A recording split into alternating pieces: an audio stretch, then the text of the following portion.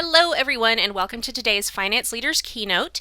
We will get started in just a moment, but first I'd like to go over some quick information. A quick reminder of all the benefits that come with your annual subscription to finance-leaders.org. Live monthly web meetings, which I assume you know about because you're attending one right now. However, if you are ever unable to attend live, we do record and upload these for viewing whenever is convenient for you.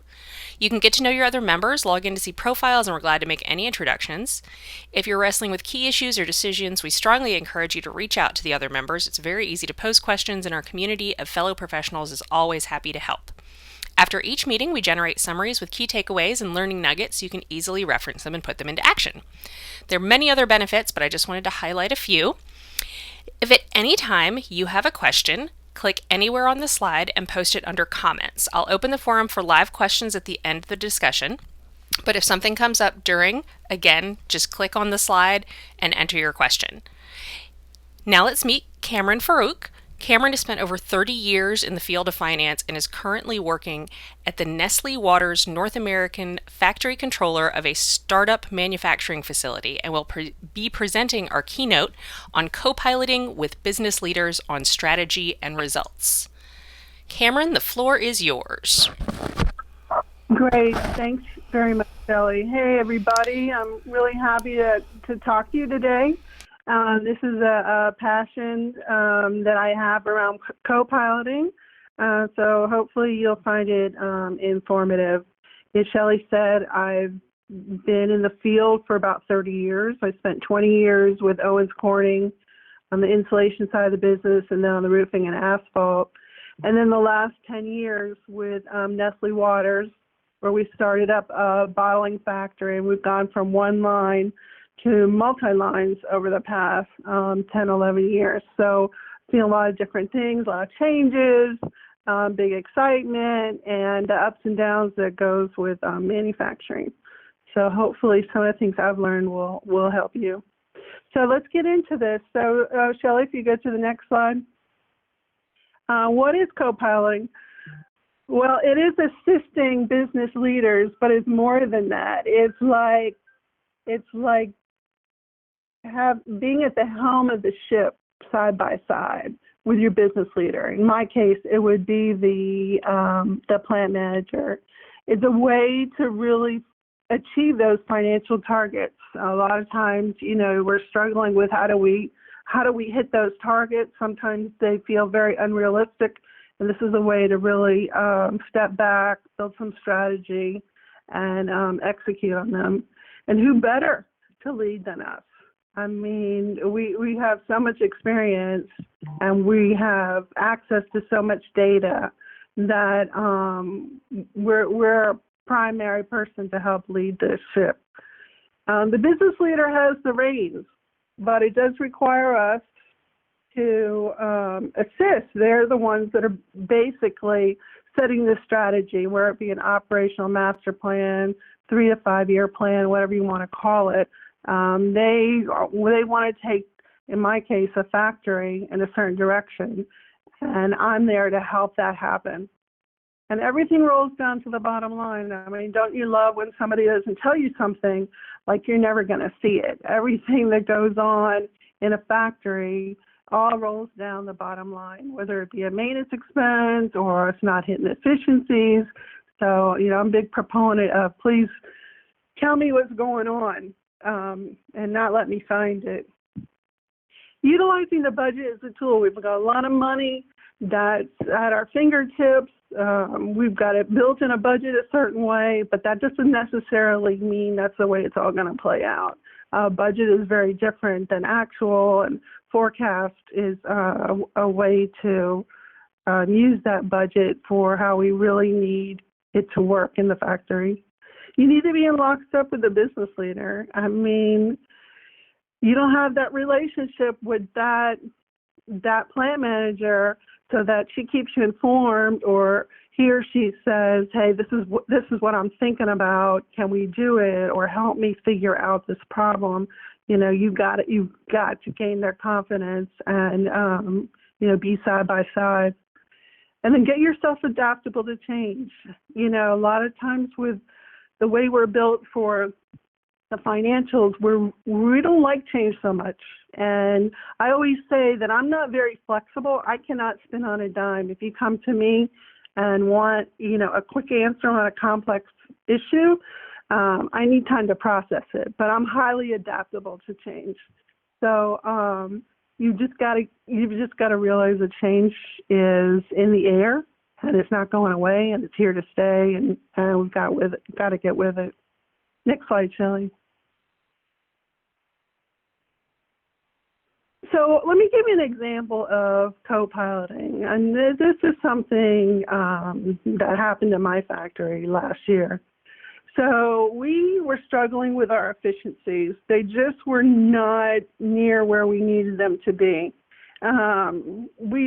We're pretty lean, so our plant is not staffed for supervisors at every shift. We run 24/7. We had 2 supervisors, and so there were a couple night shifts during the week that didn't have a supervisor on shift. The budget headcount couldn't change. The variable labor budget couldn't change. So the plant manager came to me and said, hey, we've got to improve the efficiencies, and we can't do it without making some changes on the floor. So we sat down, we brought in the HR leader, brought in the ops leader. We said, all right, we have this pool of money for variable labor. How can we do this? And we decided we would promote a lead man on each shift, or lead woman. We've got a couple of each on each shift. We would pay them more.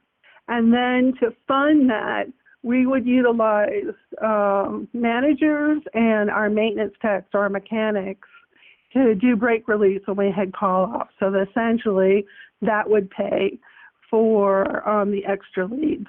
So managers and maintenance, their fixed costs are already here, so that budget doesn't change. So we were able to make that change and not only meet our targets for efficiencies, but we beat them in 2020. So it was a big success. It was not easy, right?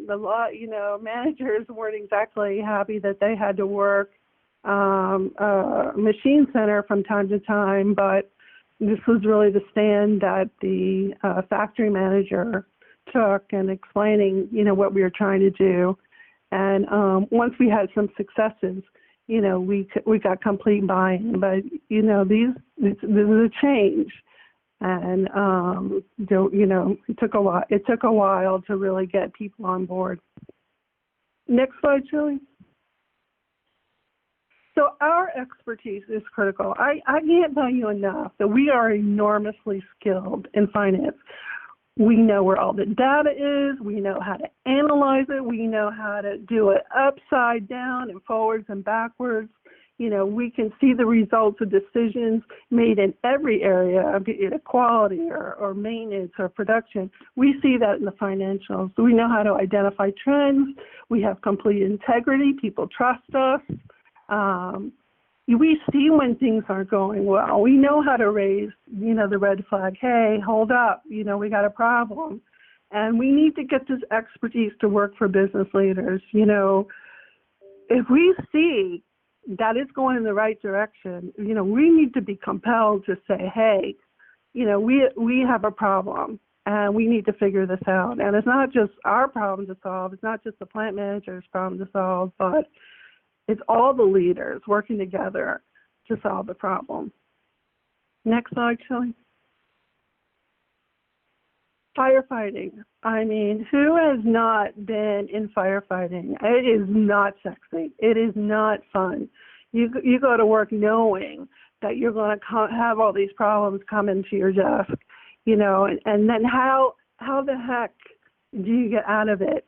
It's just something that I want to get as far away from firefighting mode as I can. And the only way you're going to really do that is to take a step back and identify what's going on, and then start those conversations going with, we've got to figure this out.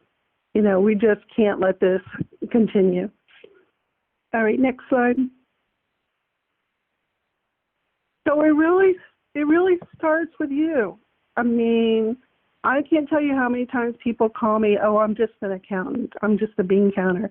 Yeah, well, not so much. Yeah, we like things in the right buckets and all that, but it's more than that. You know, we really need to drive for success, and that's what we do. We're trying to get this business, whatever we're in, financially stable, hitting the targets, reliable for the company, you know, to count on with our financial commitments. You know, instead of telling people what to spend, give them a budget responsibility. I had to train the leaders in my factory on what the hell financials were. You know, I called it Financials 101. What's a P&L? You know, what's the difference between capital cost and, you know, fixed cost? All of that had to be trained to them and bring them along as they go. They now have budget responsibility. They're accountable. You know, every week I meet with the leaders on our spending and talk about forecast. And, you know, if I see that anything is not well in control, then I'm going to have some follow-up meetings with them.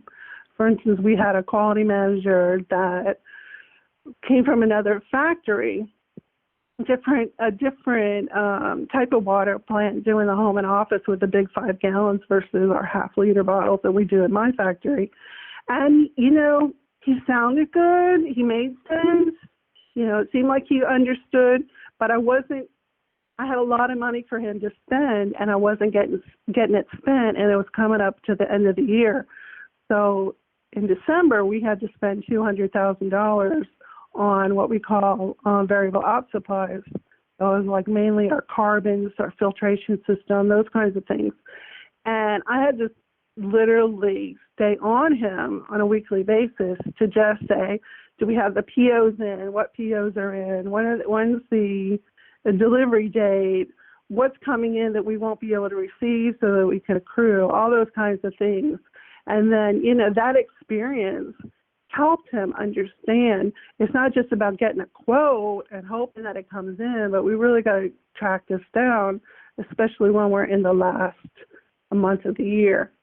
You know, so we're the CFO of the business. I'm the CFO of the factory. I'm totally responsible, all in, to make sure that we meet our financial commitments. And that means, you know, identifying the trends, having those tough conversations, you know, meeting with the plant manager, strategizing with her, you know, to try to figure out what's going on.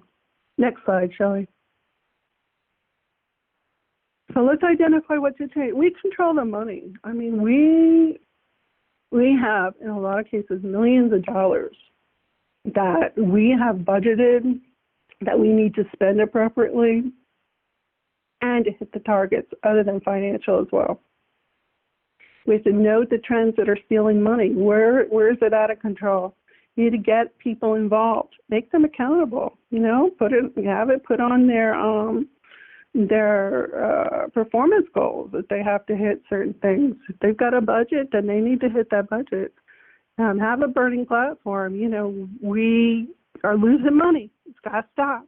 And no, you don't have a blank check. And I know you've got machines to maintain, but we've got to figure out how to spend this money in the whole year. You can be up 1 month, but we got to find it somewhere else. Determine the communication methods do you want to use. For instance, I'm working from home. I don't need to be out on the factory floor, so they have me working from home. And that poses a challenge because I can't just get up and walk to somebody's desk and get their attention. So I've got to schedule, you know, a cadence of meetings and use the people that I have in the factory to say, can you go find so-and-so because I can't get them through text or instant messaging or the phone. So whatever means I have, I'm going to try to communicate best I can. But I have a weekly financial meeting with all the leaders. We go through all the spend. I have a weekly maintenance meeting to go through that spend because that's one of the biggest spends we have. And as I'm going to show you in a minute, it was one of the things that we had greatly out of control. And then partner with your business leader. I mean, it took me a while to get used to our new plant manager, and understand her style and what she needed. And she was used to doing a lot of things, on her own. And so, I had to gain her trust and confidence that, I was going to help her, reach the targets and turn some of the things around in the factory. Okay, next slide, Shelly. So what does co-piloting really require from you? You got to build those relationships. You just have to build them. The plant manager, sure, but the ops leader, the maintenance leader, the quality leader, the safety leader, everybody is spending money. Everybody is trying to achieve certain goals. So you need to really partner with them and, stand for their success. That, hey, I am here for you. I have all this knowledge. I have all this experience. We have some options, but we need to be working together. I need to understand what you're trying to do so I can really be there to help you. And show you're a team player. In my factory, it's common for a department leader or a factory leader to move on to another factory every 2 to 3 years. And it was like that at Owens Corning too. So you're constantly having, people churn through the factory. It's just one step, on their career. So you really have to let them know early when they come in and start establishing that relationship. And hey, I'm with you.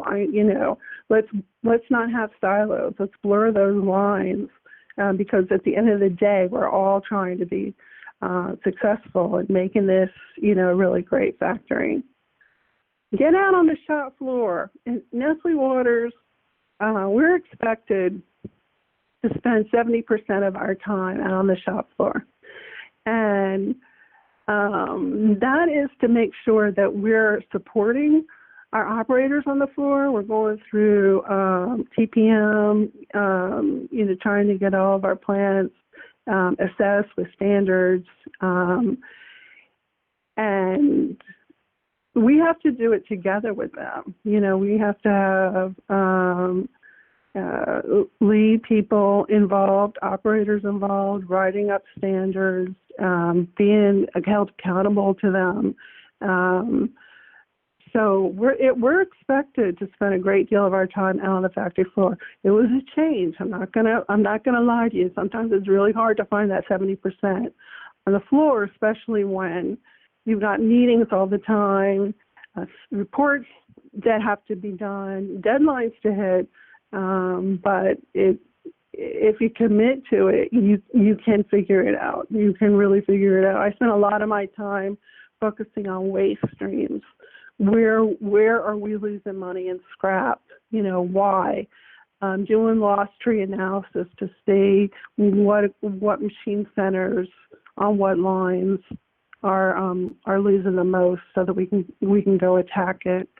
Look at your category spend in total. Just sometimes, when it comes to variable labor, we got a crew size. We got so many people per line, this person at this machine center, that person at that machine center.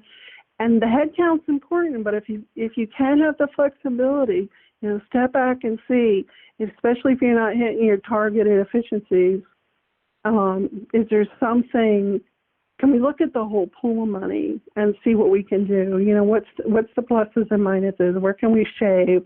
What do we need? That kind of thing. All right, next slide.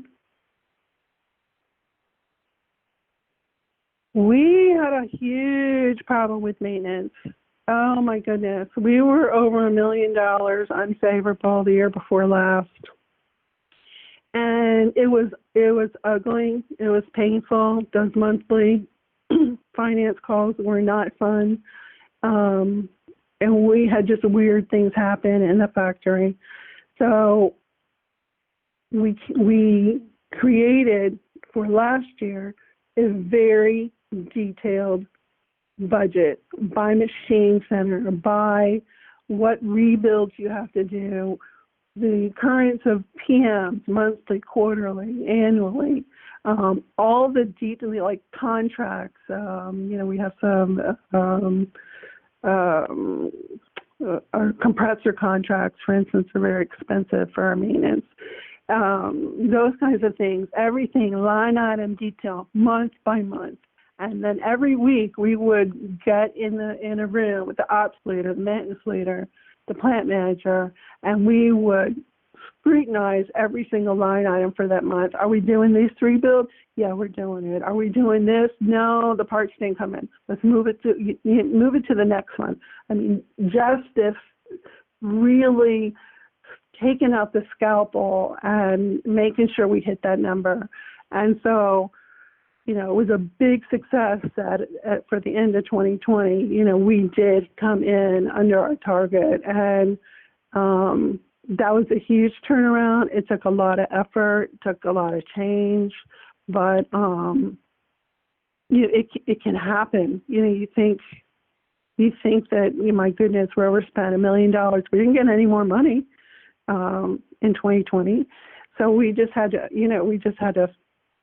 figure it out. And the best way to do that is to get everything down and then just track it like a hawk. So my big thing is not only for me, but the people that work for me, the people in the factory, how do we get to more job satisfaction? It used to be I would tell them the issue. Look, you got a problem. You need to fix it. Get it done, okay? And now it's like, here are the numbers. This is how we're trending this month. Let's all put our heads together, figure out what we need to do. We have this forecast to hit. Tell me why we're not going to fix it. You tell me why. You guys are doing the work, or you guys are spending the money. Tell me what you're doing. Lack of understanding. I mean, people just don't get finance. They see numbers, they hear numbers, and 5 seconds later they have tuned you out. So having that finance 101 class with all the leaders and whoever else needs it in the factory was really helpful. And then the continued learning, through our weekly meetings as to, okay, what questions you have, and these are the answers. And so they are really learning. We saw that a lot, particularly last year. So it used to be my responsibility, right? I had the budget. Mine was the spend. I had to be the one to explain why we didn't hit the numbers. And now it's more shared accountability, broken down the budget more carefully into who has responsibility for certain pieces of it. I still guide the ship. I still, making sure everything is coming in correctly and working with whoever needs some help. But it is shared accountability. And my goodness, to get out of that firefighting mode and into a more controlled situation, work starts to get fun. You really start to feel like I'm not just, trying to figure out where to pull money from in order to pay for something else, but really start having some strategic view and seeing what the other departments are trying to achieve and then helping them get there. It's just right now I'm just loving my job. And so thoughts to leave you with, what is the vision? I had a factory manager one time who really didn't understand a vision. I remember talking to him, hey, we really need to figure out, a vision. What are we trying to achieve, not only this year, but 3 years, 5 years down the road? I mean, I'm just the controller. I'm not his boss. I'm not a director of manufacturing. But I have learned over time that you got to have a vision. You got to have a plan. And then, understand what you're trying to achieve. Building those relationships and collaborating, I cannot tell you how valuable that is. I mean, that is like a core value in order to get some of this stuff done. Take one problem at a time. I'm big on top 3. What are the top 3 issues on the floor? What are the top 3 issues in finance? Top 3 issues in quality? We can't work on everything at once. So, let's take the heavy hitters and start, really going after them. Sure, we're going to see low-hanging fruit that we can go ahead and get after right away. But when you're attacking bigger things and trying to, steer that boat 180 from where you are, it's going to take some time and some focus. Communication with me, it's my meeting cadence, how often I need to meet, who I have to train, that has really helped first getting people's time. Everybody's busy, everybody's swamped. I try to use existing meetings, like a weekly operations meeting, for example, and maybe get 5 minutes of it if there's something I want to plug. But you got to have some kind of plan of how you're going to have that communication, and the accountability, and design it with the standards, having some things in their goals so that they have to hit certain numbers. They have got a budget. This is their budget, and they have to achieve it. And it's going to be at the end of the year when they do the review, did you achieve it or didn't you? And then holding people accountable. That example I was showing you about the quality manager. We have all this money to get spent, and it wasn't getting spent, and I was getting frustrated, and he thought he was doing the right thing. So really, saying we're going to have these weekly meetings because we're in the summer now. We have to spend $200,000, and it's not going to be that easy unless we're like all over it. So you just have to hold people accountable, and sometimes it's not easy. But we're all in it together. And that's pretty much it. Y'all have any questions? All right, everybody. If you do have a question, please just right-click on the slide and you can type it in there. I have had one that came in. So love the training idea, and you did answer a little bit of this during the presentation, but were the participants actually interested in learning? Because it seems like, the de-siloing and all that important stuff people would be interested in, but were they open and receptive to actually learning the process and learning the ins and outs? Absolutely. What was very interesting, the operations leader, who's a fairly young guy, he was craving more information. He wanted to understand, like, he's held accountable for variable labor, particularly crewing. So if we have more or less people working on a line, he's held responsible for that.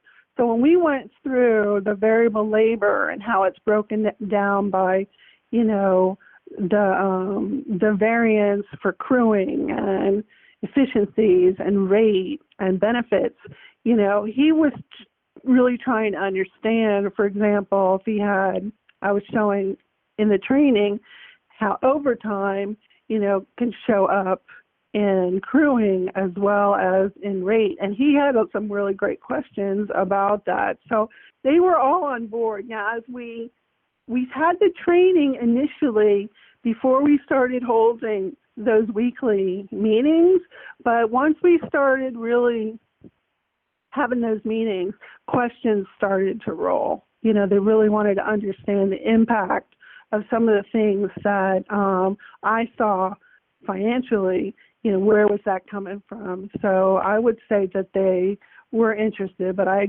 definitely get the question because sometimes people are expected to show up for a training and they're not completely engaged, but that was not my experience.